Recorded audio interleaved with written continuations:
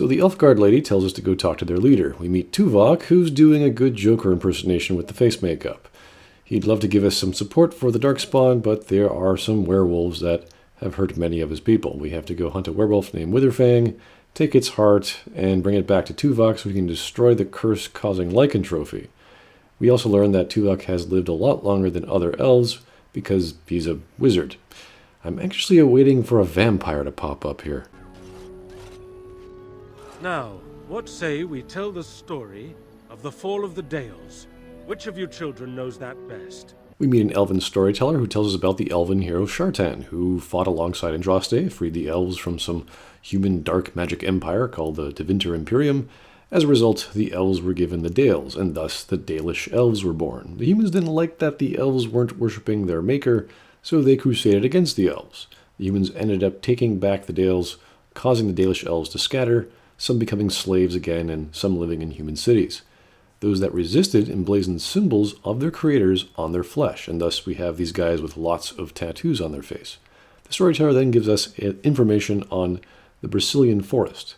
This is an elaborate, though pretty neat way of giving historical exposition and providing some helpful insight into where we're going next and who we'll be facing. The Shemlin know the Beyond as the Fade, the place of dreams and spirits. When the veil is torn, spirits pass into our world freely. The legends say that one great spirit possessed the wolf that became Witherfang, who passed its curse of rage onto men and created werewolves. There's this rather poor melodramatic romance you can create between two elves. It's just really bad acting. Very grateful for the part you've played in bringing us together. How marvelous you are. I am so happy. Does anyone else feel the urge to vomit? No? 'Tis just me? Commander Shepard is looking for his lost wife, Ash is Tuvok's second-in-command, and the elves like talking to deer. So we go werewolf hunting, kill some wolves, find some talking werewolves who are rather aggressive to us but don't actually want to fight us. Then they retreat, but then we fight some rather random werewolves.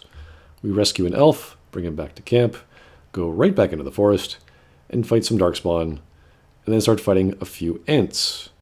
And then we talk to one. It rhymes? 'Tis a rhyming tree. Geez, where's Tom Bombadil and Goldberry? He wants his stolen acorn back. Seems the forest likes teleporting us back to where we started. We eventually find Shepard's wife, who wants to die, so we kill her. We take her scarf back to Shepard, who then gives us a pendant. We kill a whole bunch of things like bears, then come to a crazy magic man who wants to play riddles. We trade him the pendant for the acorn the rhyming tree wanted. You're a robber, is what you are. They sent you, didn't they? Well, I'll show you. They won't get away with this. We go back to the rhyming tree, and he gives us the oak branch, which allows us to go into the center of the forest. We find the talking werewolf from before, and this time he attacks us. Then a white wolf comes and knocks us over. So we touch some gravestones and fight some undead. We finally find the lair of the werewolves. You must gather your party before venturing forth. We then fight some random werewolves and some giant spiders, because fantasy, and then Alistair's warden sense starts tingling.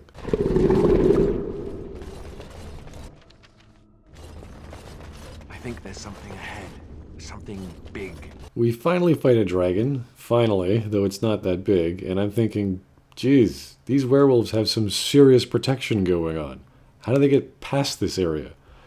And we start chasing a ghost boy looking for his mom, who just leads us to more enemies.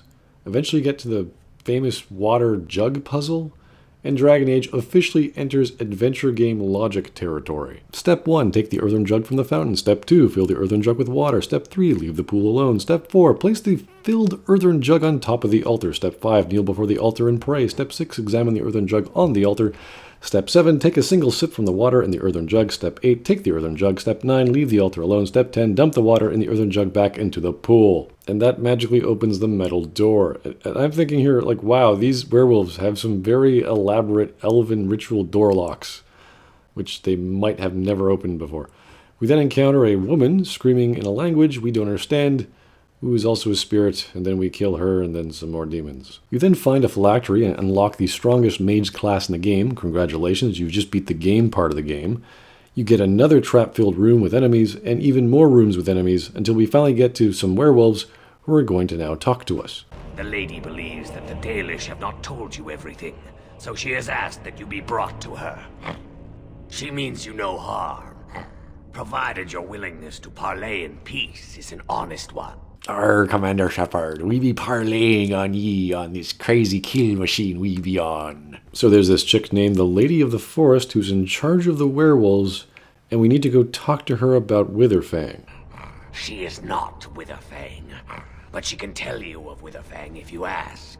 But first, you must agree to parley.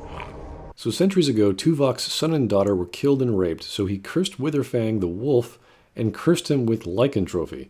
This was during the time of the humans attacking the Dalish elves, which coincides with the story the elvish storyteller was telling us, which immediately raises the question, how long has Tuvok's tribe been here? It's odd that they came back to the place where the conflict started and now they're stuck here, or have they actually been here all this time? The lady simply wishes to lift the curse, and hence the werewolves attacked other people so they could eventually reach the Dalish elves. To do so, she needs to talk to Tuvok. She can also hide Witherfang so no one can find him, and the curse will continue. Luckily, there's a quick way out. And instead of walking all the way back to the elves, or the elvish camp, Tuvok happens to appear right here. How convenient. He tells us that the lady is Witherfang, which is odd.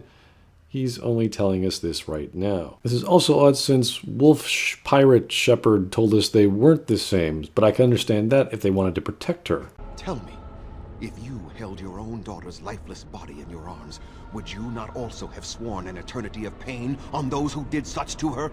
Okay, so Tuvok cursed humans with lycantrophy, and are they immortal or not? I'm not sure. Either way, they procreate and make more werewolves.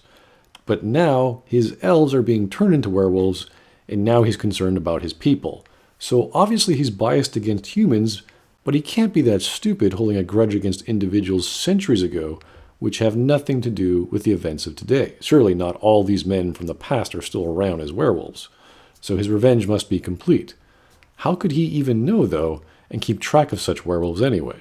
Your people believe you have rediscovered the immortality of their ancestors, Zathrian, but that is not true. So long as the curse exists, so do you. No, that is not how it is. So after a slight skirmish with Tuvok, he realizes that he's just an old man who sees nothing but hatred in the faces of his dead children. He juxtaposed their deaths with his desire to protect his people, and now he realizes that his curse is presently affecting his people, making him the problem he is trying to solve.